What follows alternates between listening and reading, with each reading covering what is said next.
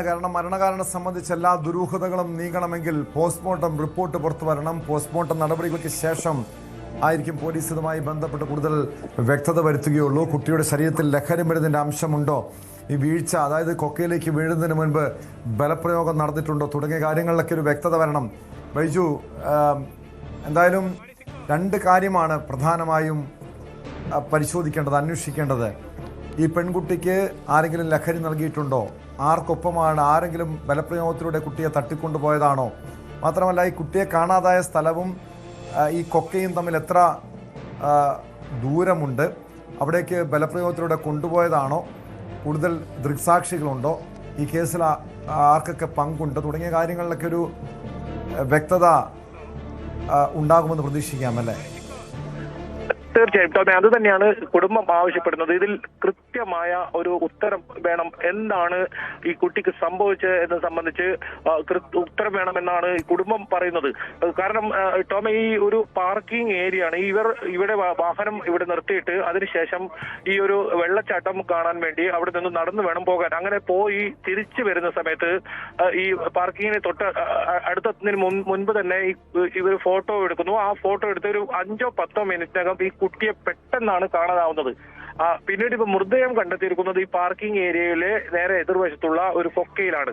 എങ്ങനെയാണ് ആ കുട്ടി കൂട്ടം തെറ്റി അവിടത്തേക്ക് പോയിട്ടില്ല എന്ന് ഇവർ ഉറപ്പ് പറയുന്നു. കാരണം ഇവർ എല്ലാ സ്ഥലങ്ങളിലും അത് യാത്ര ചെയ്യുമ്പോൾ ഒരുമിച്ച് തന്നെ കൂട്ടമായി തന്നെയാണ് ഇവർ യാത്ര ചെയ്യുന്നത്. എല്ലാം കുടുംബാംഗങ്ങളാണ്, അച്ഛനും അമ്മയും ഉണ്ട്, ഒപ്പം ബന്ധുക്കളൊക്കെ ഉണ്ട്. വളരെ സന്തോഷകരമായ ഒരു യാത്ര. ആ യാത്രക്കൊടുവിൽ ഈ പെട്ടെന്നാണ് ഈ കുട്ടിയെ അപ്രത്യക്ഷമാവുന്നത്. ഏറ്റവും അവസാനമായി 5:20 എടുത്ത ഫോട്ടോ ഉണ്ട്. ആ ഫോട്ടോയിൽ ഈ കുട്ടിയെ കാണാം. പക്ഷേ പിന്നീട് ഒരു 10 മിനിറ്റിനകമാണ് ഈ കുട്ടി അപ്രത്യക്ഷമാവുന്നത്. അങ്ങനെയാണെങ്കിൽ ടോം സൂചിപ്പിച്ചതുപോലെ നമുക്ക് ആ രീതിയിൽ ഇവർ കുടുംബം ഉന്നയിക്കുന്ന സംശയം അത് ബലപ്പെടുന്നു.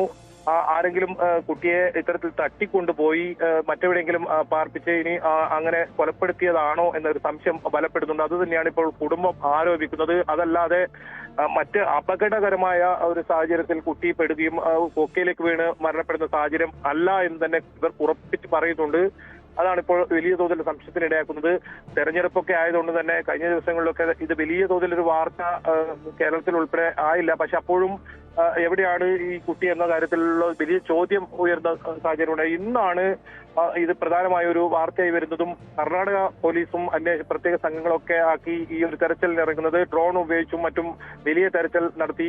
കഴിഞ്ഞ ദിവസങ്ങളിൽ കുടുംബാംഗങ്ങൾ ഉൾപ്പെടെയുള്ളവർ പരിശോധന നടത്തിയിരുന്നു. അപ്പോഴൊന്നും ആ ഭാഗത്തൊന്നും ഇത്തരത്തിൽ CCTVയും ഒക്കെ പരിശോധിച്ചിരുന്നു. അതിലൊന്നും സംശയകരമായ സാഹചര്യത്തിലൊന്നും കണ്ടെത്താൻ സാധിച്ചില്ല. അപ്പോൾ ഈ ഒരു പരിസരം, കാർ പാർക്കിംഗ് ഏരിയ, ഇപ്പോൾ മൃതദേഹം കണ്ടെത്തിയ ഭാഗം, അതിന് തൊട്ട് ഈ കടയുള്ള സ്ഥലം, ഇവിടെ ഇത്രയും ഭാഗങ്ങളിൽ മാത്രം പരിശോധിച്ചാൽ ഒരു പക്ഷേ ഇതിന് ഉത്തരം കിട്ടിയേക്കാം. പുറത്തു നിന്നുള്ള ആളുകൾ വന്ന് കുട്ടിയെ തട്ടിക്കൊണ്ടുപോയി ഇങ്ങനെ കൊലപ്പെടുത്തിയതാണോ, അതല്ല അവിടെ തന്നെ നേരത്തെ രാവിലെ ഉന്നയിച്ചൊരു ആരോപണമാണ്. അവിടെയുള്ള കടകളുണ്ട്, ഒരുപാട് കടകളുണ്ട്. ആ കടകളിലുള്ളവരെ ചോദ്യം ചെയ്യണമെന്നൊരു ആവശ്യമായിരുന്നു കുടുംബം പറഞ്ഞിരുന്നത്. ഇനി അങ്ങനെ ഏതെങ്കിലും ആളുകൾ അത്തരത്തിൽ ചെയ്താണോ എന്ന ഒരു സംശയം ഉണ്ട്. ഏതായാലും ഇതിനെല്ലാം ഉത്തരം നൽകേണ്ടത് കർണാടക പോലീസാണ്, ചിക്കമംഗളൂരു നോർത്ത് പോലീസാണ്. പോലീസ് അത്തരത്തിലുള്ള അന്വേഷണം നടത്തി ഇതിനൊരു ഉത്തരം കണ്ടെത്തുമെന്ന് തന്നെയാണ് ഈ കുടുംബം പ്രതീക്ഷിക്കുന്നത്. അവർ പരാതി നൽകിയിട്ടുണ്ട് ഈ കാര്യത്തിൽ. ഇതിൽ കൃത്യമായ ഒരു ഉത്തരം വേണം എന്ന കാര്യത്തിൽ. ശ്രീനന്ദയ്ക്ക് എന്താണ് സംഭവിച്ചെന്ന വസ്തുത പുറത്ത് അറിയണം എന്നവർ പറയുന്നുണ്ട്. നേരത്തെയൊക്കെ നമ്മൾ സൂചിപ്പിച്ചതുപോലെ തന്നെ ഒരുപാട് വിനോദസഞ്ചാരികളാണ് ഈ സമയങ്ങളിൽ, പ്രത്യേകിച്ച് അവധിക്കാലമായതുകൊണ്ട് തന്നെ നമ്മുടെ നാട്ടിലൊക്കെ കടുത്ത ചൂടാണ്. ഈ പ്രദേശത്തും തണുപ്പ് ഈ സമയത്തും അത്യാവശ്യം തണുപ്പ് കിട്ടുന്ന ഒരു സ്ഥലമാണ്.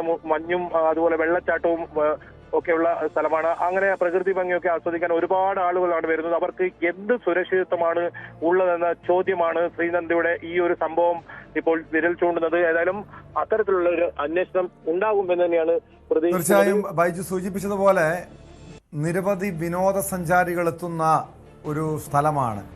അവിടെ വേണ്ടത്ര പോലീസിൻ്റെ ഒന്നും സുരക്ഷയില്ലേ?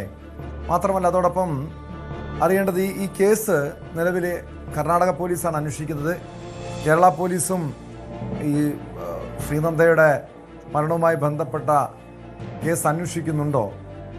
കാരണം നമുക്കറിയാം ഈ അന്യസംസ്ഥാനങ്ങളിൽ പോലീസിൻ്റെ ഒക്കെ അന്വേഷണം എങ്ങനെയായിരിക്കുമെന്ന്. കേരള പോലീസ് അന്വേഷണവുമായി സഹകരിച്ചാണ് മുന്നോട്ട് പോകുന്നത്. ടോമി, അതെ, നമുക്ക് മുൻകാല പല കേസുകളിലും പല കുറ്റകൃത്യങ്ങളിലും നമുക്ക് കർണാടക പോലീസിന്റെ ഈ ഒരു അന്വേഷണത്തിന്റെ കാര്യത്തിലുള്ള ഉദാസീനത നമുക്ക് കാണാം.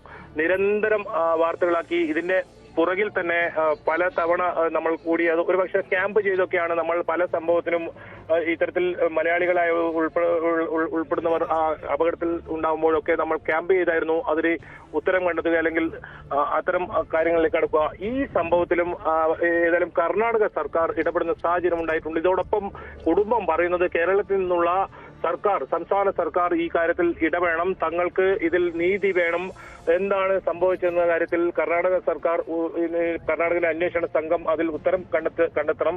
അതിന് സംസ്ഥാന സർക്കാരിന്റെ ഭാഗത്തുനിന്ന് കൂടെ സമ്മർദ്ദം ഉണ്ടാകണമെന്ന് ഈ കുടുംബം ഇപ്പോൾ പറയുന്നുണ്ട്.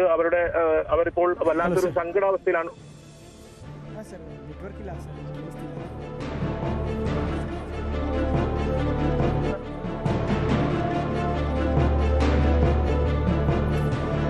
എന്തായാലും ഒരു തട്ടിക്കൊണ്ടുപോകൽ സാധ്യതയും കൊലപാതകവും സാധ്യതയും പോലീസ് തള്ളുന്നില്ല. ആരെങ്കിലും ബോധപൂർവം അപായപ്പെടുത്തിയതാണെങ്കിൽ കൃത്യമായ ശാസ്ത്രീയ തെളിവുകൾ ശേഖരിക്കാനാണ് പോലീസിന്റെ നീക്കം.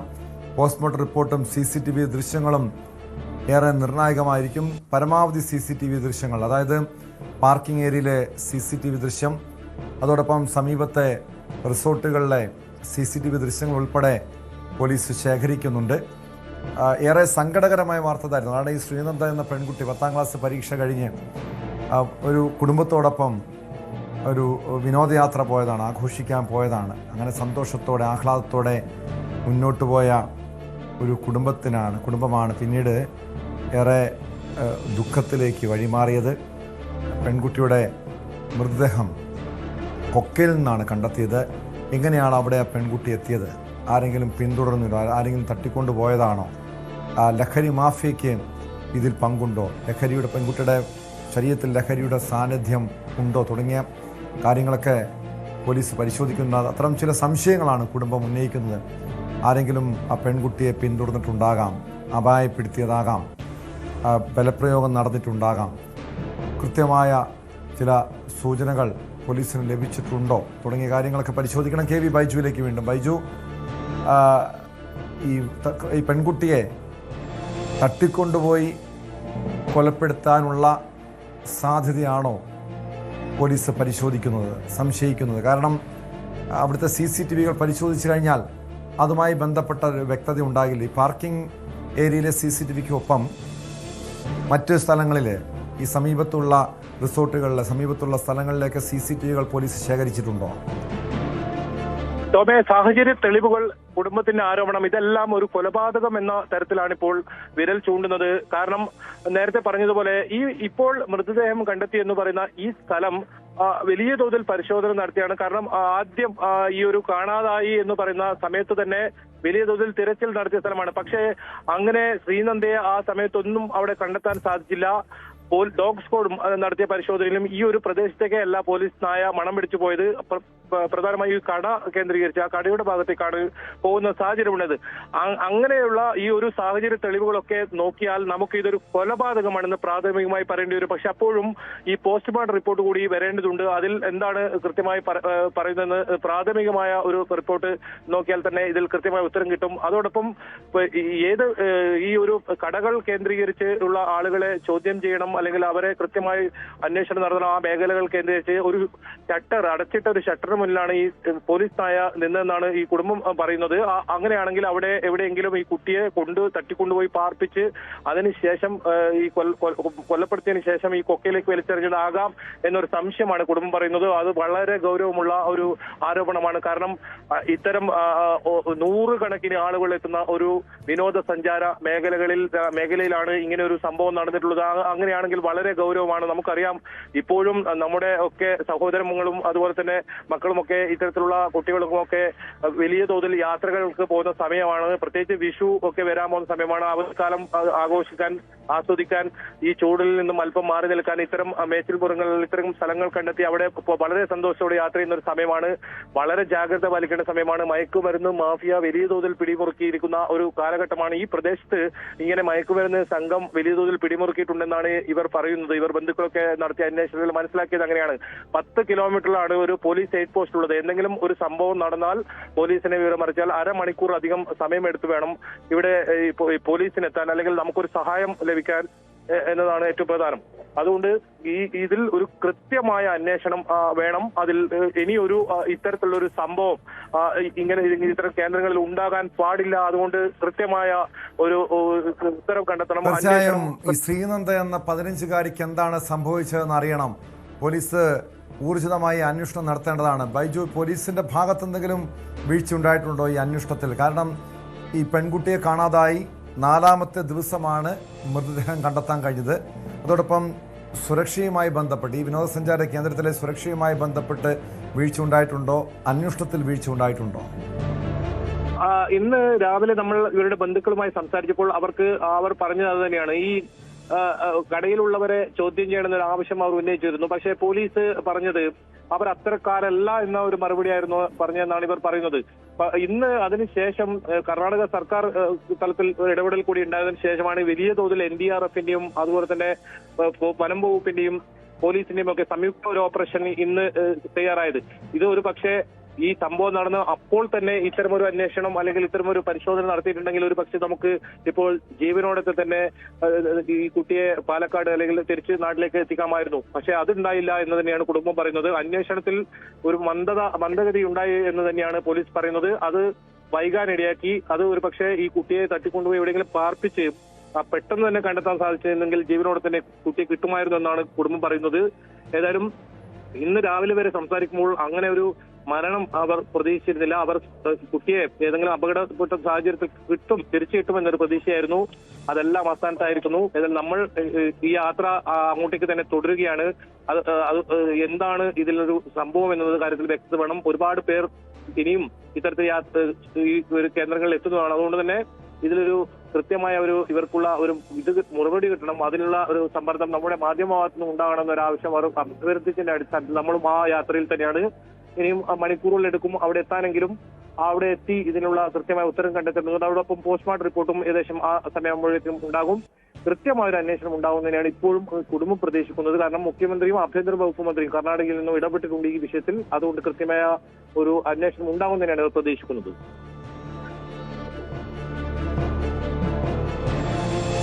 വ്യക്തമാണ്.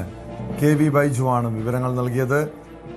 കർണാടക ചിക്കമംഗളൂരിൽ കാണാതായ മലയാളി പെൺകുട്ടി ശ്രീനന്ദയ്ക്കായി 4 ദിവസത്തോളമാണ് തിരച്ചിൽ നടത്തിയത്.